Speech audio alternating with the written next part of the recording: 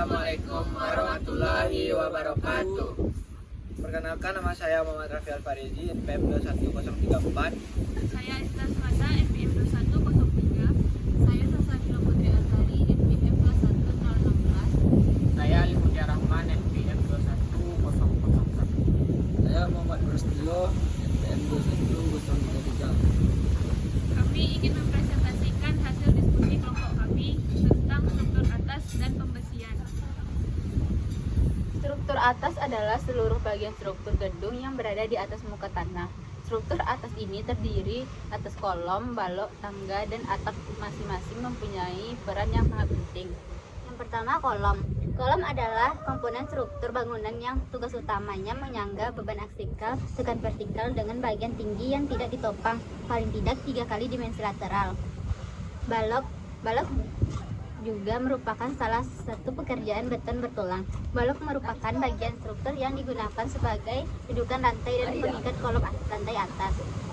Yang ketiga, tangga. Tangga merupakan sebuah konstruksi yang dirancang untuk menghubungi dua tingkat vertikal yang memiliki jarak satu sama lain. Dan yang keempat, penutup atas. Keempat, atap. Penutup atas sebuah bangunan yang melindungi bagian dalam dari benda asing yang dapat masuk. Pertama, kolom ikat. Merupakan kolom beton yang ditulangi dengan batang tulangan pokok memanjang yang pada jarak spasi tertentu diikat dengan pengikat sengkang ke arah lateral. Kolom spiral. Bentuknya sama dengan yang pertama, hanya saja sebagai pengikat tulangan pokok memanjang kolom. Fungsi dari tulangan spiral adalah memberi kemampuan kolom untuk menyerap deformasi cukup besar sebelum runtuh, sehingga mampu mencegah terjadinya kehancuran seluruh struktur sebelum proses redistribusi momen dan tegangan. Struktur balok. Balok juga merupakan salah satu pekerjaan beton bertulang. Balok merupakan bagian struktur yang digunakan sebagai dudukan lantai dan pengikat kolom lantai atas. Fungsinya adalah sebagai rangka penguat horizontal.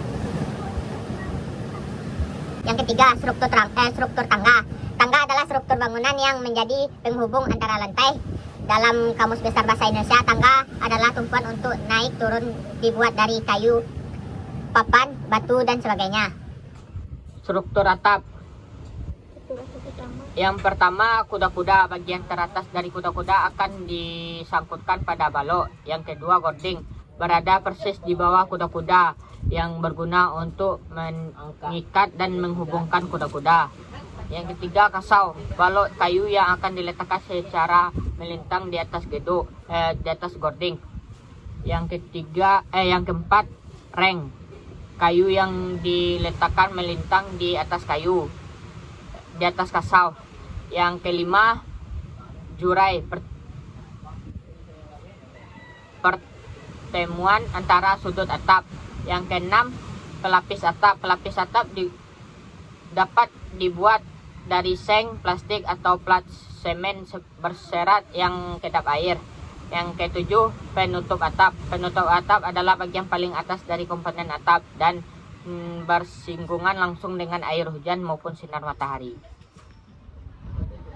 Yang keempat, struktur plat lantai. Plat lantai adalah struktur bangunan yang bukan berada di atas tanah secara langsung.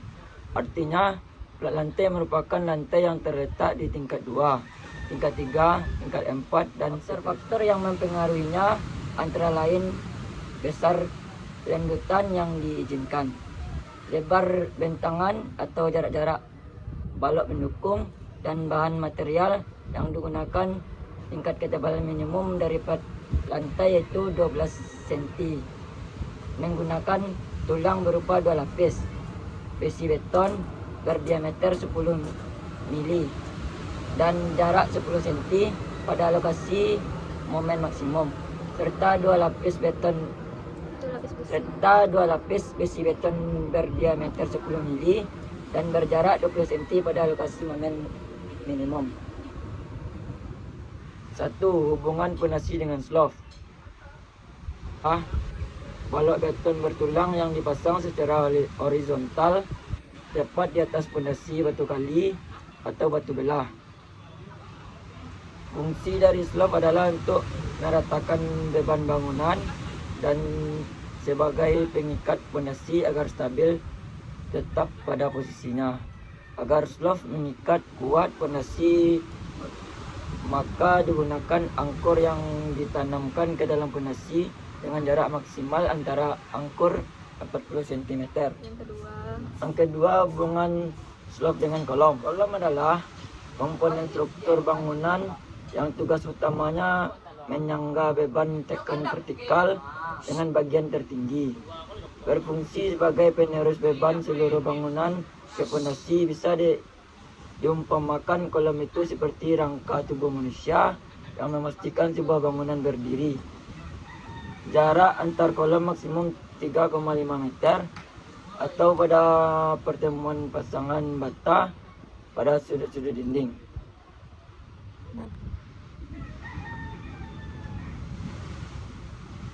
Kau dibaca Pak? Iya. Kau lah. Iya. Saya nampak. Yang ketiga, hubungan kolom dengan dinding. Dinding bangunan memiliki dua fungsi utama, yaitu menyokong atap dan langit-langit dan sebagai pembatas untuk membagi ruangan, serta melindungi terhadap cuaca. Agar kekuatan dinding maksimal, harus diberi tulangan berupa kolom. Antara kolom dan dinding harus diikat dengan menggunakan angkur. Setiap 6 lapis bata dipasang angkur sedalam minimal 40 cm. Yang keempat, hubungan kolom dan dengan ring balok. Balok dipasang di bagian atas pasangan dinding sebagai penutup. Berfungsi meratakan tumpuan, beban rangka dan tutup atap dan meneruskannya ke atas ke setiap ujung beton kolom. Selain itu, ring balok juga berfungsi untuk mengikat pasangan dinding sehingga bentuk bangunan menjadi stabil dan kokoh.